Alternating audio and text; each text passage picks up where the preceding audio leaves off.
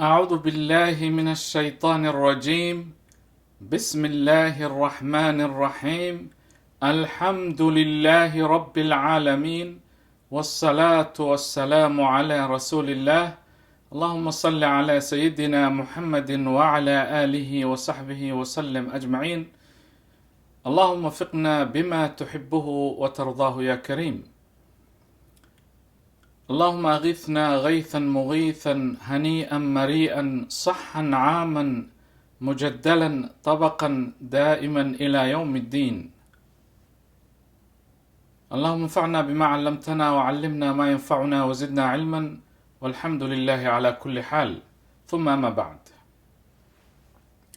أخيرتا هوذا إغلا سعوتا دمانتين واتسلامنتين وحان إذن الله السلام عليكم ورحمة الله وبركاته.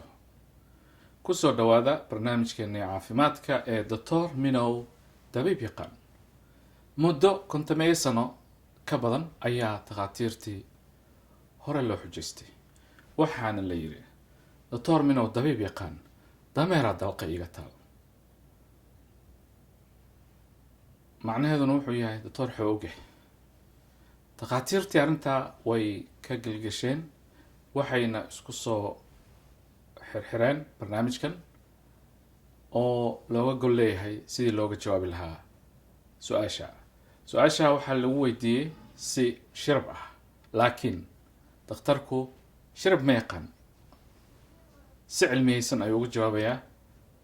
jawaabta shirab ahaanta loo tuurayana waxaan u dhaafaynaa dadka laashimiinta ah ee ilaahay hibada u siiyey shirabka.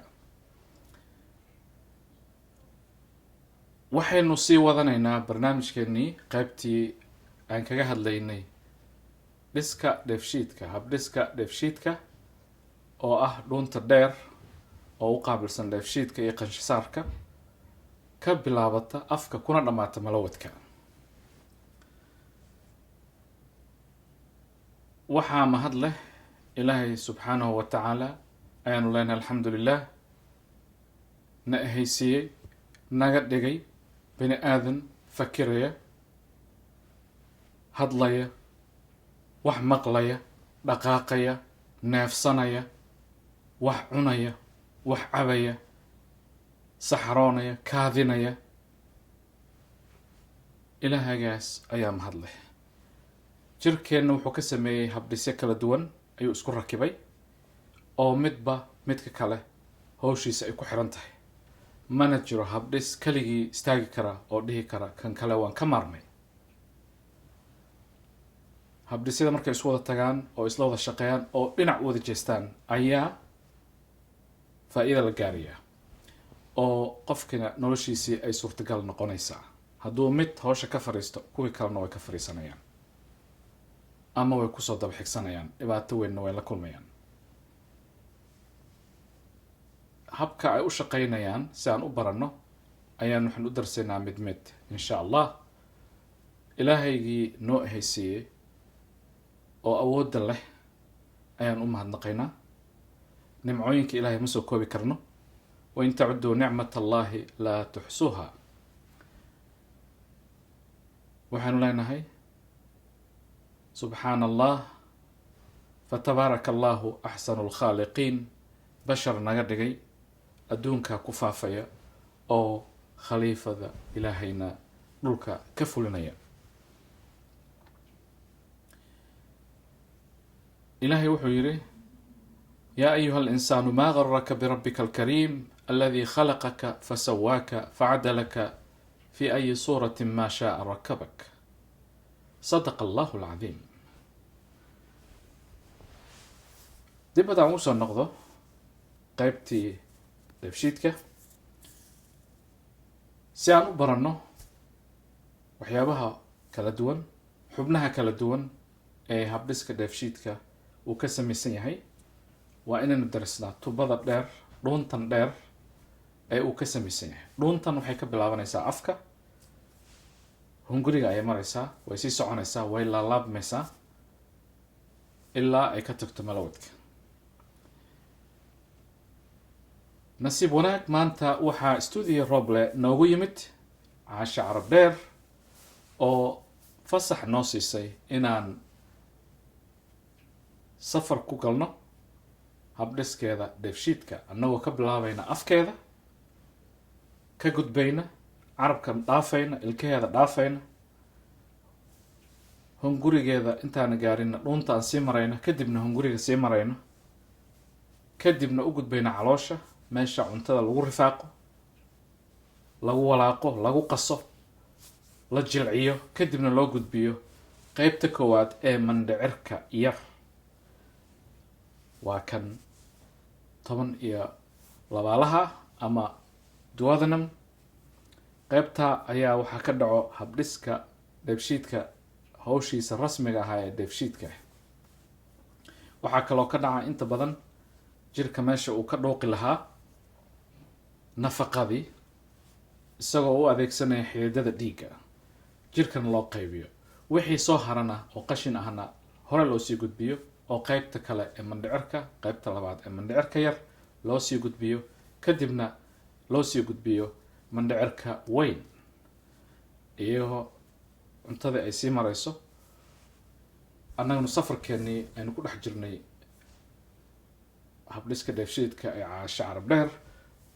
markaan ka gudubno mandhicirka yar waxaan sii gudbaynaa mandhicirka weyn, annagoo ka bilaabayna acwarka secum oo hoostiisana uu ku yaalo, uu ka raaraco appendixka, kadibna aan kor usii kacayno annagoo sii raacayna mandhicirka kacsan, kusii soconayna ilaa aan ka tagno kan jiifa, kadibna aynu usii gudubno kan daadegaya ilaa aynu ka tagno sigmaha iyo rectumka, kadibna aynu kasoo baxno anuska ama malawadka.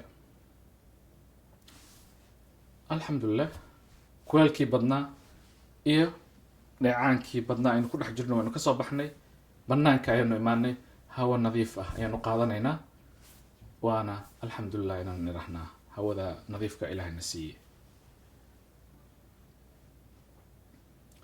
marka waa idinkaa kusoo dhawaada Caasha Carab Dheer habdhiskeeda dheefshiidka, annagoo mid mid xubnaha u sheegayna, mid walbana howlaha u qabto si kooban uga hadlayna iyo waxyaabaha ku dhici kara. Caasha Carab Dheer waxay codsanaysaa in qofkii sigaar caba uusan soo gelin, qofkii qaad cunana uusan safarka ka mid noqonin. inta kale way u fasaxan tahay. hana iloobnina sahaydiina, soo qaata biyihiina iyo shaahiina iyo canjeeradiina. waxay kaloo codsanaysaa in dhibic yar oo biyo ah, tifiq yar allaha ka dhige, inaan lagu daadinin mandhicirkeeda iyo caloosheeda iyo hungurigeeda iyo habdhiskeeda dheefshiidka oo dhan.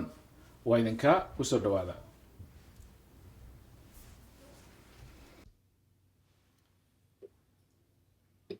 waa kan aan u jeedno habdhiska dheefshiidka ee Caasha Carab Dheer. wuxuuna ka bilowday afka, wuxuuna soo maray dhuunta, hunguriga, caloosha, mandhicirada, mandhicirka yar iyo mandhicirka weyn ayuu u gudbayaa. afka oo si fiican hoosta looga geliyay si aan u wada aragno, waxaynu arkaynaa inuu ka bilaabanayo afka faroogihii ayuu soo dhaafay, carabkii ayaa uu agmarayaa, waxaa ku hareeraysan kana hooseeya carabka qanjirada candhuufta oo qayb weyn ka qaata dheefshiidka. hadduu afku qalalo dhibaato weyn ayaa imaanaysa, qofkii wuu dildilaacayaa afkii. kadib hadda waxaan u jeednaa markuu kasoo gudbay dhuunta, kadibna wuxuu usoo gudbay hunguriga. halkan haddana waxaynu arkaynaa inuu hunguriga kasoo dhaafay, calooshii buu usoo gudbay, qaybaheedii kala duwanaa, xuubabkeedii gudihii oo la dilaacayaa lagu tusayaa. wixii la arki karo ayaanu u jeednaa gudaha, waana meelaha uu ka dhici karo caloosha inay bukato, dheecaan badan kusoo shubmo, ama nabar uu ku yimaado, ama ulcer inay timaado. caloosha marka laga gudbo waxaa loo wareegayaa dhanka kale ee ku xiga mindhicirka yar qaybtiisii koowaad. wuxuu ka bilaabmayaa 12-laha ama duodenumka, halkaa uu ka dhaco dheefshiidka muhiimka ah, qaybtiisa rasmiga ah ayaa halkaa ka dhacaya. waxyar ayaan uga jeednaa duodenumka ama 12-laha. inta badan hadda waxaynu arkaynaa qaybtii ugu dambeysay ee caloosha ayaa hadda ishaynu ay qabanaysaa.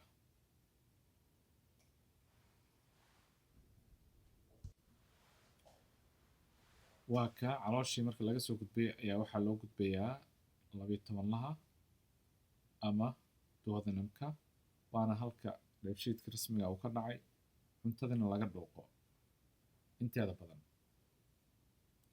markuu kasoo gudbana 12-laha wuxuu u gudbayaa, cuntadii waxay usii gudbaysaa, wixii nafaqadan oo horaa looga qaatay, wixii uus ahna iyo qashin ah waxaa loo sii gudbinayaa mandhicirada kale, mandhicirka yar qaybihiisa kale. kadibna wuxuu u gudbayaa mandhicirka weyn qaybihiisa kala duwan, halkaa oo wixii biyo nadiifna laga reebanayo, qaar kalena lagu soo darayo si jirkii uu isaga saari karo. waxaan u jeednaa pancreaska ama ganaca oo ka qayb qaata dheefshiidka cuntada. wuxuu soo dayaa dheecaamo shiida cuntada aynu cunno oo loo yaqaano enzymes. digestive enzyme waa enzymyada shiida cuntada. korna waxaynu ku arkaynaa xameytida, waa taa midda cagaaran ee ka hooseysa beerka, waa xameytidii. haddii ay nabar uu ku dhaco, ay bukato, ama dhagax uu xiro qofka, xanuun ayuuna la joogi karin.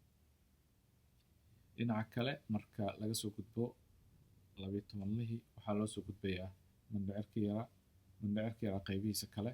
kadibna wuxuu u gudbayaa, waxaanu usii gudbaynaa cecumka ama acwarka, qaybta dilaacsan weeye cecumka ama acwarka. waxaanu kor usii aadaynaa mandhicirka weyn qaybtiisa kacaysa. kadibna wuxuu u gudbayaa qaybta jiifta oo hadda si fiican noogu muuqata. kadibna wuxuu u gudbayaa qaybta daadegaysa, waxaana xogaa naga qiranaya mandhicirka yar. qaybta daadegaysa hadday si fiican u muuqataa. waxaynu ku dhammaanaysaa sigmaha, rectumka iyo malawadka. waxaynu hadda u jeednaa rectumka, kadibna waxaynu arkaynaa malawadka iyo sphincterkii adkeynayay oo in wixii ku jira aan iska soo bixin, incontinence aan u imaanin, naga kaalmeynaya. marka banaanka marka waa qaybtii ugu dambeysay hadda aan u jeednaa ee tubadii dhuuntii dheereed ee dheefshiidka.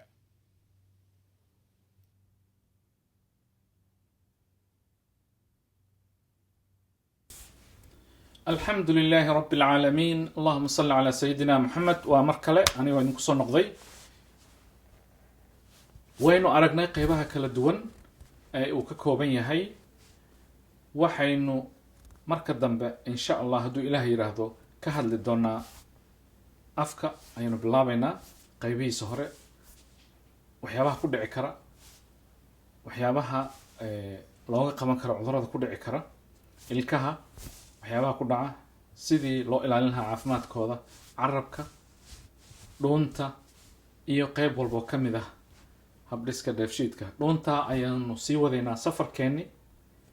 Caasha Carab Dheerna aad bay u mahadsan tahay sidaa ay noogu ogolaatay inaynu maalin joog ku qaadano habdhiskeeda dheefshiidka ah. sidaa iyo nabadgelyo. intaanan ka bixin waxaan jeclaan lahaa inaan xasuusiyo dadweynaha Soomaaliyeed in lasoo dhaafay 12 April maalintii sanad guuradii 57 ee kasoo wareegatay aasaaska xoogga dalka Soomaaliyeed. waxaynu leenahay dhalasho wanaagsan xoogga dalka Soomaaliyeed meel kastoo aad joogtaan. intii dhimatay Allah u naxariisto, intii dhaawac noqdayna Ilaahay ha caafiyo, intii noolna oo caafimaadka qaban Ilaahay caafimaadkooda ha u kordhiyo. waxaynu leenahay waad mahadsantihiin dadaalka iyo difaaca aad ugu jirtaan jiritaanka ummadda Soomaaliyeed. والسلام عليكم ورحمة الله وبركاته.